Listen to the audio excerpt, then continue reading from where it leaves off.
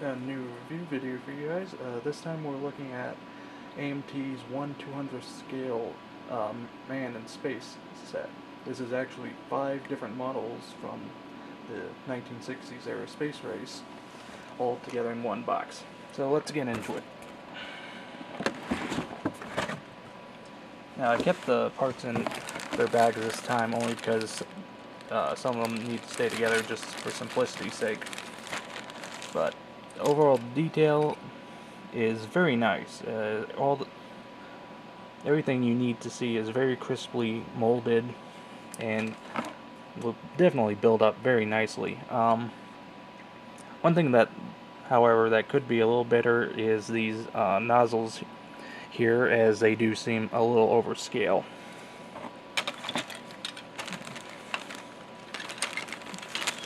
Put this back in.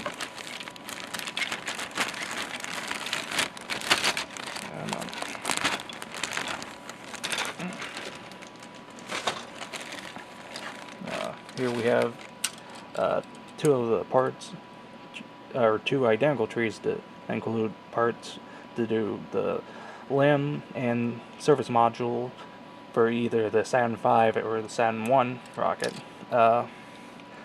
Be careful with these fine details, as it's very easy to break those. Put this back in.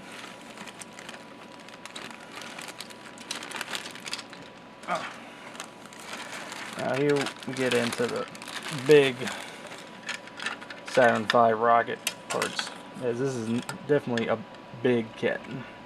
Now, which is give you a real sense of size of these, how big these rockets were, as this is 1/200th scale.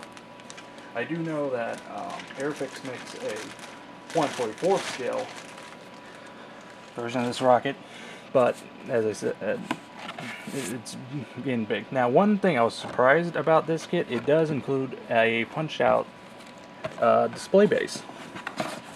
Now, I'm not going to fully unfold this one, as it's just a bit difficult to get out, but as you can see here in this little diagram, it builds up into a little display base you can have show off your rockets as if they were preparing for launch, which is a nice little addition.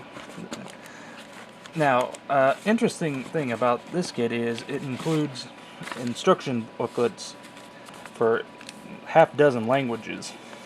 They're all the same, just translated. Now,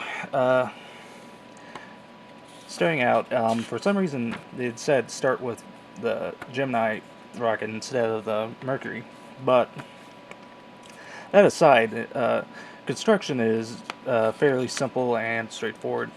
The only potential problems I see would be making sure you get the 2 main halves here lined up correctly.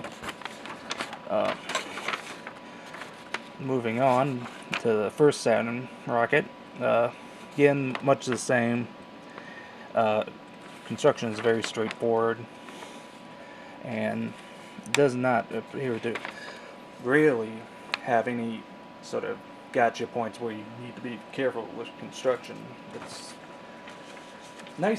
fairly simple, and basically a nice shake and bake kit. Though there are a lot of small details that could easily be damaged. Moving on to the decals.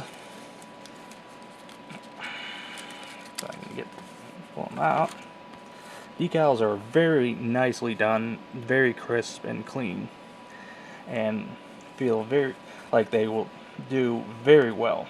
I'm very impressed with how the decals for this kit came out.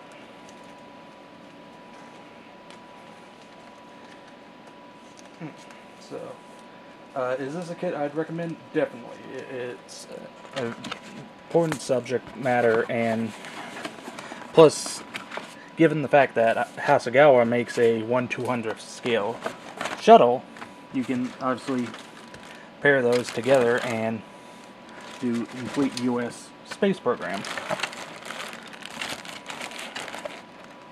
Now, one thing to do note, however, is getting this box lid back on is difficult, as the underbox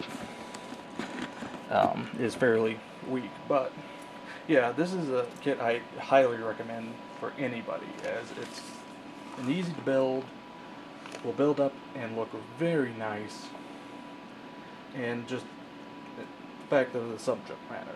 If you're interested in space at all, this is one of those kits you should really get. So yeah, that was AMT's 1/200th scale and space kit. Till next time. One thing I didn't talk about was the decal guide, and this is fairly straightforward, obviously, but one thing it neglects to give you information on is the coloring, as and what paints you need to use. Now, granted, it's not like there aren't images available of these rockets, but it's just a little bit of a pain in the ass to have to go look up and all that.